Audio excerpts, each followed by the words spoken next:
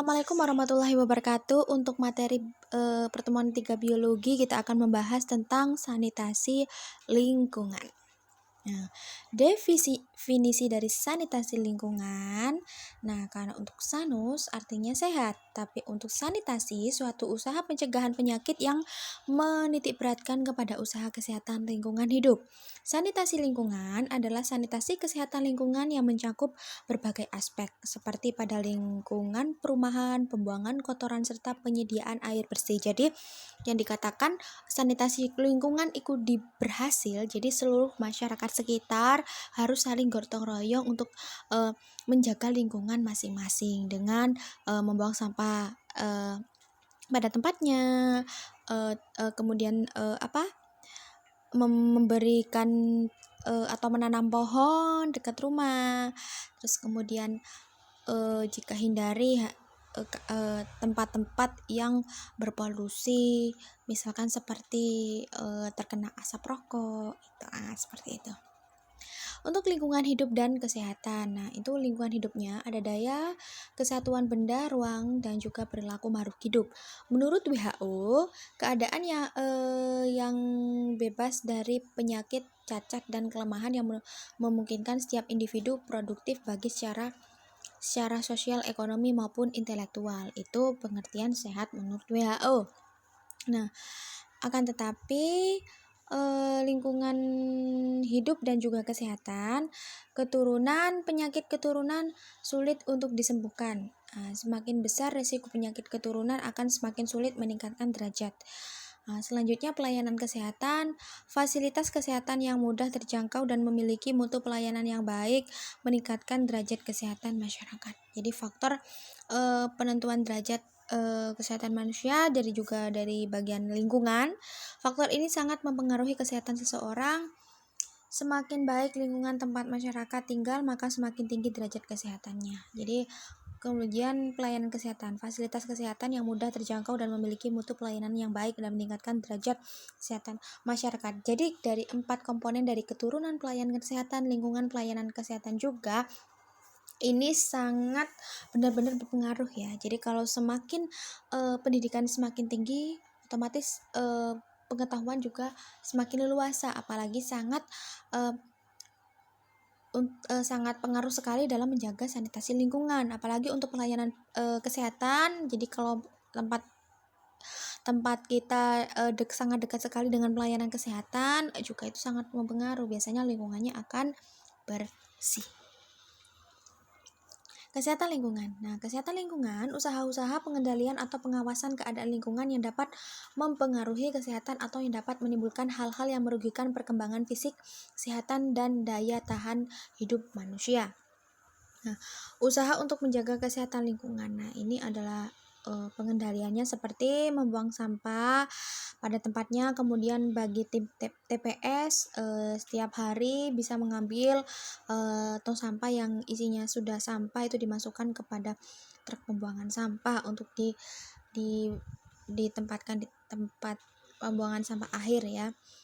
Terus kemudian ini usahanya ini seperti penyaluran air yang tepat. Jadi kalau misalkan pembuangan limbah yang pada pabrik itu pembuangannya juga harus tepat dan baik ya, dan tidak menyemari lingkungan. Nah, ini usaha gotong royong, jadi berbondong-bondong bertanam ya, bercocok tanam, membersihkan lingkungan agar tetap bersih. Selanjutnya jenis-jenis sanitasi lingkungan. Sanitasi air, misalkan air minum, kegiatan rumah tangga, dan juga industri. Nah, untuk syaratnya terdiri dari standarnya itu suhu, bau, rasa, warna, dan kekeruan air. Standar biologisnya harus bebas dari bibit penyakit meliputi kuman-kuman parasit dan lain-lain. Standar kimiawi mencakup derajat keasaman dan lain-lain. Dan juga syarat fisik yaitu tidak berbau, tidak berasa, dan tidak berwarna. Ini bagi kegiatan rumah tangga dan juga industri ya. Syarat kimia yaitu air tidak mengandung zat-zat berbahaya yang berlebih jumlah disarankan. Kemudian syarat bakteriologis yaitu air tidak mengandung bibit penyakit. Jenis-jenis sanitasi lingkungan. Sanitasi air adalah limbah tinja, sanitasi air memburuk.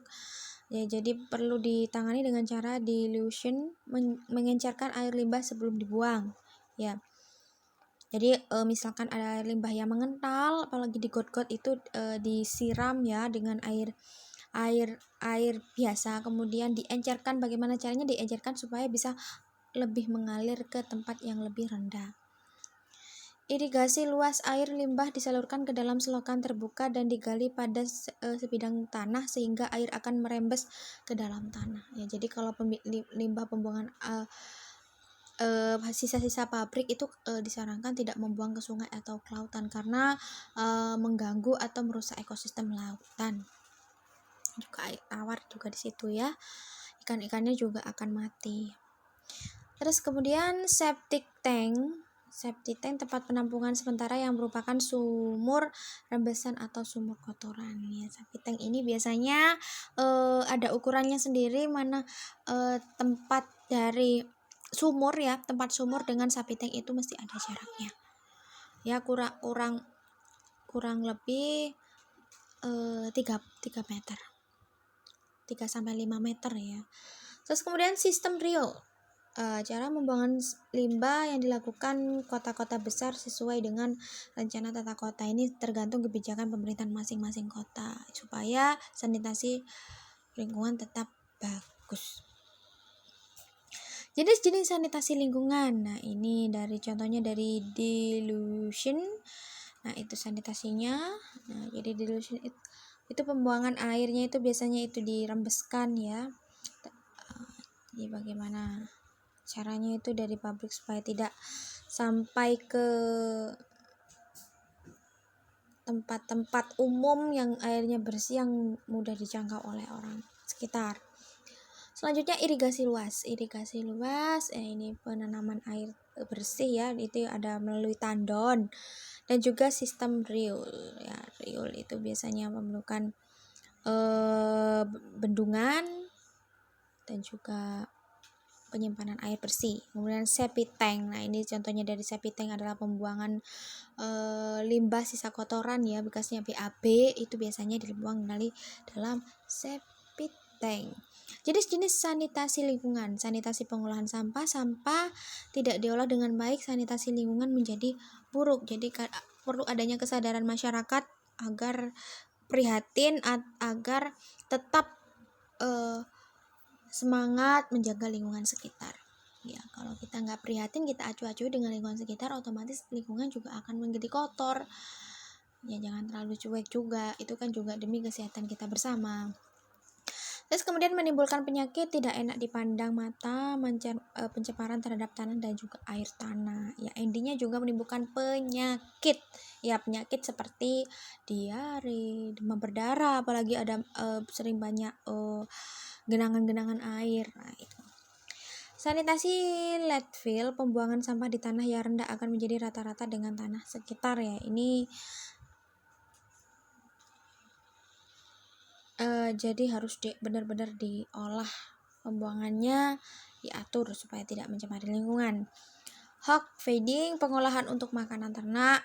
Terus kemudian incineration, pengolahan dengan cara dibakar. Composting, pengolahan sampah untuk dijadikan pupuk.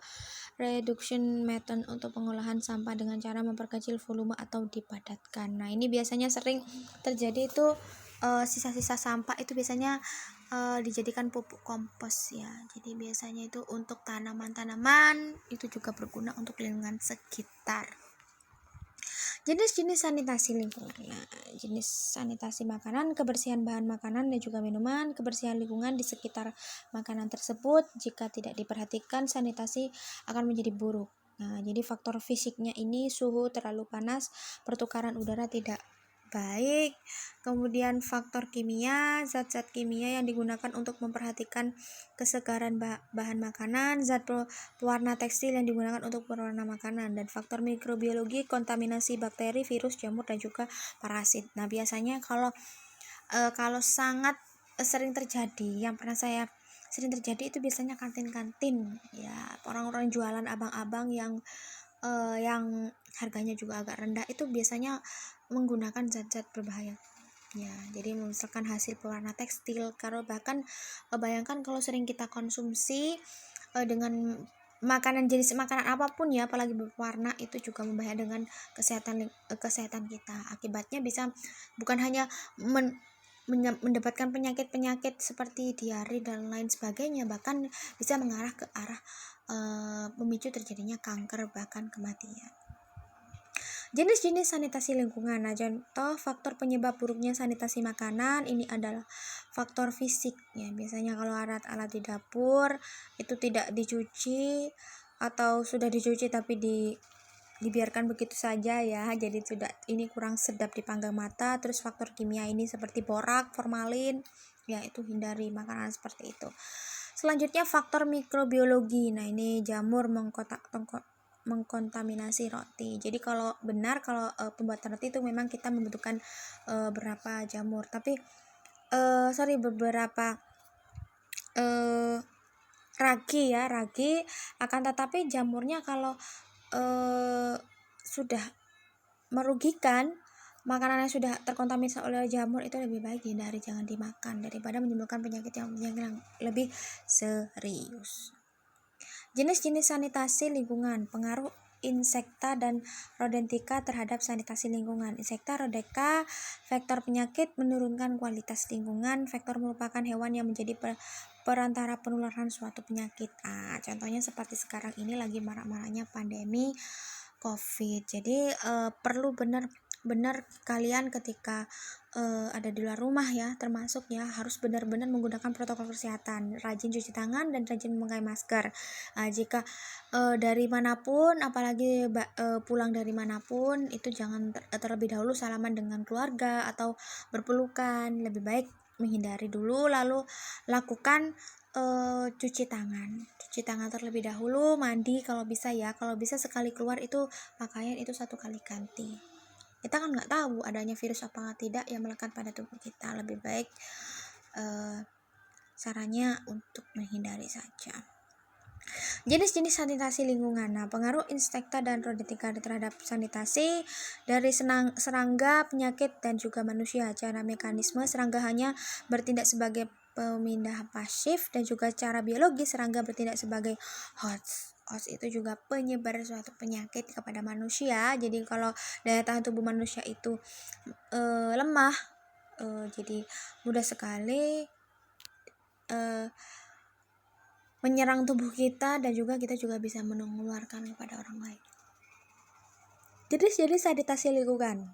Nah, ini dari kerja, risiko kecelakaan dapat diminimalisir dengan meningkatkan kesehatan kerja, sanitasi lingkungan. Nah, ventilasi udara untuk ruangan ber-AC. Nah, jadi kalau misalkan lingkungan dalam ruangan pabrik itu memang harus benar-benar diperhatikan penataan cahaya dan juga udara yang paling utama sebenarnya, karena di situ juga banyak sekali padat pada karyawan, dan juga ventilasinya kalau kurang akan mengalami gangguan pernafasan. Jadi misalkan kalau ada pemasangan AC, ada gambar di atas, itu pembuangannya juga harus tepat ya pemasangannya. Jadi AC-nya itu bukan hanya satu, ada beberapa unit yang dipasang. Biasanya tergantung dari jumlah para karyawan itu sendiri. Semakin banyak, semakin juga pemasangan AC atau blower kipas di dalam pabrik tersebut. Sekian dulu. Jika ada pertanyaan silakan bertanya. Wassalamualaikum warahmatullahi wabarakatuh.